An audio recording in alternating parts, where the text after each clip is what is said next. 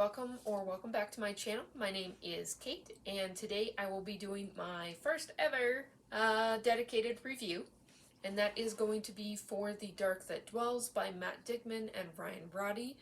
Before I get into the details about this book, I want to talk a little bit about how I rate and the structure of this review. So I rate books using the CAWPILE system. I started using this a couple months back, and I feel like it gives me a better way of providing a more well-rounded rating, because it's rating on different categories, which if you've seen any of my weekly wrap-ups or my previous monthly wrap-up, you know that I'll rate on the different categories. So CAWPILE stands for the 7 different categories on which you rate the book, which is characters, atmosphere, writing, plot, intrigue, logic, and enjoyment. And I tend to get annoyed by certain tropes or sometimes certain characters, so this basically provides a way of giving a balanced perspective. I'm not kidding myself in that this is a more objective. It's just rating on more than just my personal enjoyment and kind of looking at the different elements in the story. The CAWPILE system was developed by a booktube channel called Book Roast. I will link them in the cards and in the description in case you want more information on that rating system. But for this review today, I'll be going through the different categories and kind of talking about how I felt and the individual ratings I gave.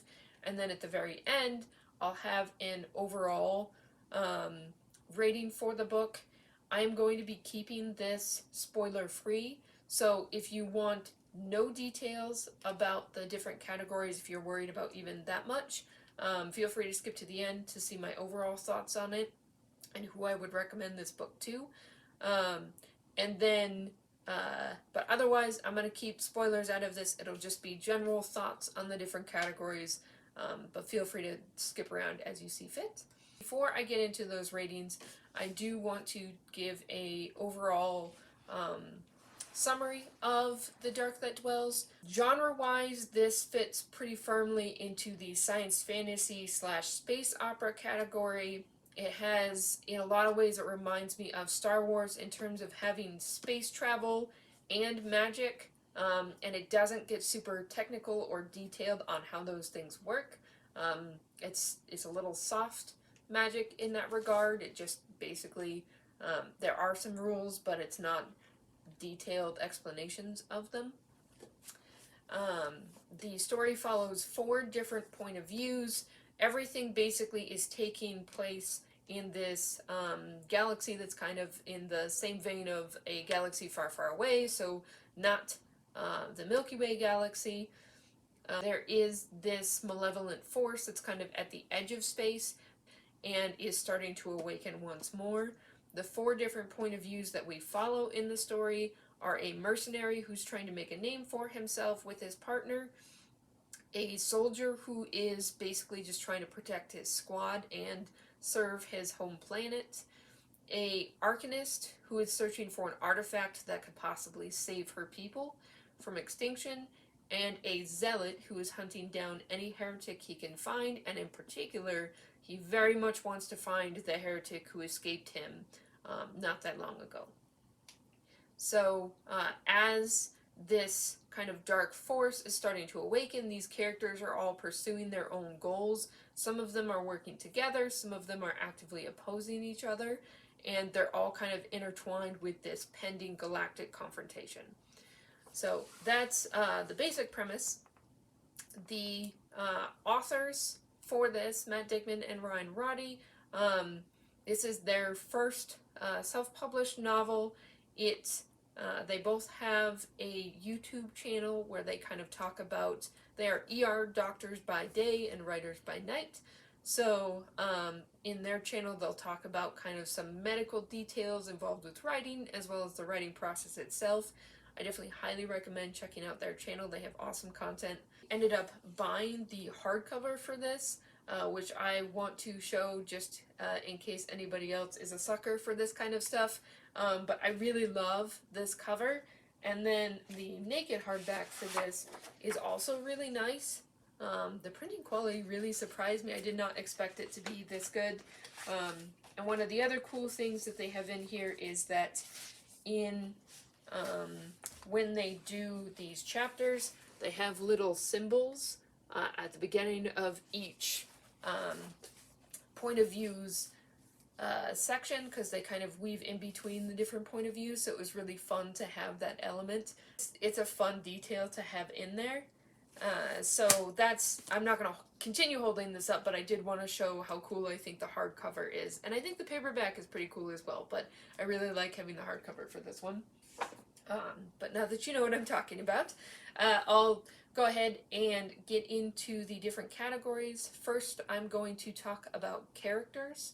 So what I'm looking for with characters is how well developed the characters are, how much I enjoy the different ones, whether or not I like what happens with some of the side characters. So that's basically what I'm looking for. I gave The Dark That Dwells a 9 out of 10 for characters.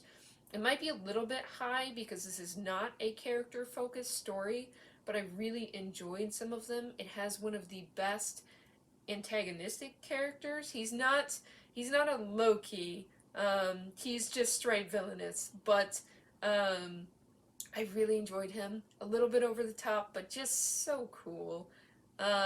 So really liking him and really liking several of the other characters definitely pushed up this score for me. I think they do a good job of showing the different motivations and how that affects what the characters, what choices they make in terms of who they side with and who they actively oppose. So I think that's all done really well. And there are a couple that I either didn't find as interesting or actively struggled. One of the characters is pretty prickly, almost a Han Solo type, as far as having their own motivations but not really caring about other people. They don't do things out of the goodness of their heart. They do things because it furthers their own ambitions or protects a couple people that they care about, but that's basically it. They definitely reminded me more of a Han Solo type character. I didn't love them for most of the book, but by the time it got to the end, I understood why they were doing what they were doing, which is where I gave it that 9 out of 10.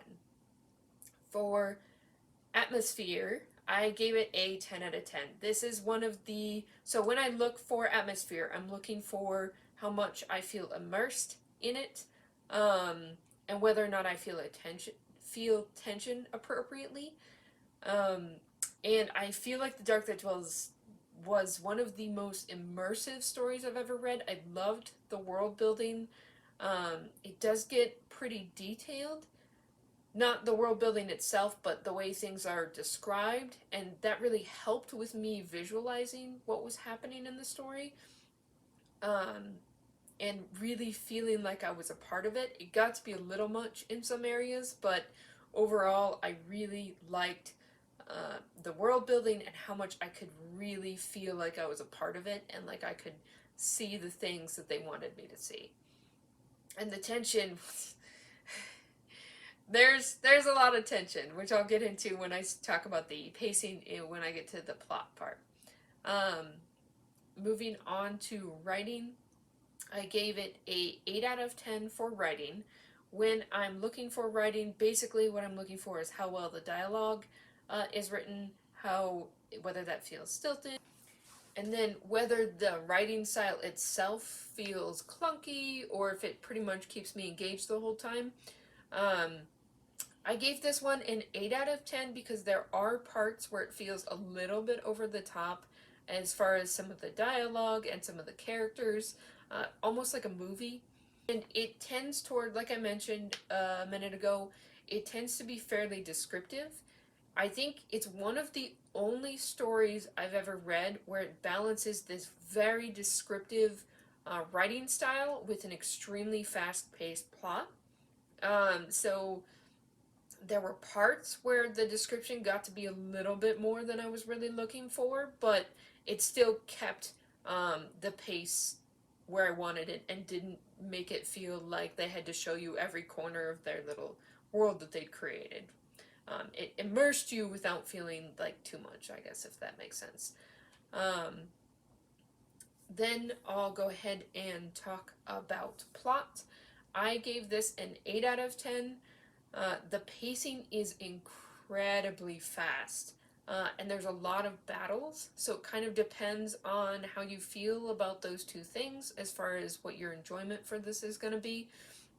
There were definitely parts where I wish we could have slowed down a little bit, even as much of a fan as I am of fast pacing and battles, because there were parts, especially in the second half of the story, where I felt like I couldn't catch my breath. Things were happening so quickly, and it was not. It feels like such a weird thing to complain about because I really can't stand super slow paced books, um, but the balance here was a little bit lacking. So that's really the main critique I would have for The Dark That Dwells, which is why I brought it down to an 8 for me personally. Getting into Intrigue, so for Intrigue, basically is a page turner for me. This 100% page turner, I had a hard time putting it down. Like I said, super fast paced. I love battles and kind of crazy stuff going on and magic and all that. So it had me completely intrigued the entire time. I really didn't get bored at all in this book. So I think that was handled really well in The Dark That Dwells. Then moving on to logic, I gave this basically a 9 out of 10. Its logic is basically rating the whether or not the character's actions seem believable, whether or not the story elements seem believable. I don't really struggle with suspension of disbelief when it comes to this kind of science fantasy type story that has both space travel and magic. I don't really need a detailed magic system, so I don't really care. So other people might struggle more with this than I did, but I felt like it did a really good job of making you understand the characters' motivations and why they did the things that they did as far as the character side of the logic. The world side of the logic I found interesting, and I didn't struggle with suspension of disbelief in most parts. There's a small plot section where there's a thing that happens pretty conveniently for the mercenary character, and that was a little bit of a struggle for me, but it didn't impact my enjoyment of the story, so I didn't really bring down the rating much for that particular instance. Overall, I definitely think it was done really well. And then getting into enjoyment, I gave this a 9 out of 10. I had such a good time. Like I said, sometimes there were spots where the kind of descriptive writing style could get to be a little more than I was really looking for. But overall, it was just a crazy, fast-paced ride that I enjoyed, and I was completely wanting to know more about this world while I was reading it. So, like I said, really, really enjoyed this one. Definitely in not only one of my favorite self-published books, but one of my favorite books so far this year. Then, so overall, I gave this averaging all those different categories, I gave this a 9 out of 10, which I converted to 5 stars for Goodreads, since Goodreads doesn't allow half stars. Whatever. But like I said, the kind of really intriguing world building, some of these characters I really enjoyed. It gave me a lot of the feels. So I know I picked this up originally because Leslie from the Nerdy Narrative had really sold this as Star Wars, Firefly, and Battlestar Galactica. Like if you just combined all of those things. I'm not as familiar with Battlestar Galactica, so for me, this felt like it pulled in the science fantasy, space travel, and also magic of Star Wars. It pulled in the edge of space and kind of scoundrelly types of Firefly, and then it pulled in the very militaristic, violent, and somewhat grim elements from Warhammer 40k. So that blend worked really well for me. I think it may work somewhat less well for people who don't like a fast pace, kind of plot-driven narrative, and who may not like battles as much as I do, because especially in the second half of the story, there's a substantial amount of ship-to-ship and planet-side fighting, which I ate up. But again, if you don't love that kind of thing, that may be a little bit of a struggle for you. So, I would definitely recommend this book for people who enjoy what I've mentioned. Um, and I feel like it's worth a try even if you don't, because at least for a while, the Kindle version of this book has been 99 cents for at least American users. So I highly recommend, at 99 cents, it is well worth giving it a shot. Um, and if you've read this book, let me know what you thought in the comments. I would love to hear more from other readers. If you haven't picked it up, I hope you do, and let me know what you think in the future. So good to talk to you guys again, and I will see you next time. Bye!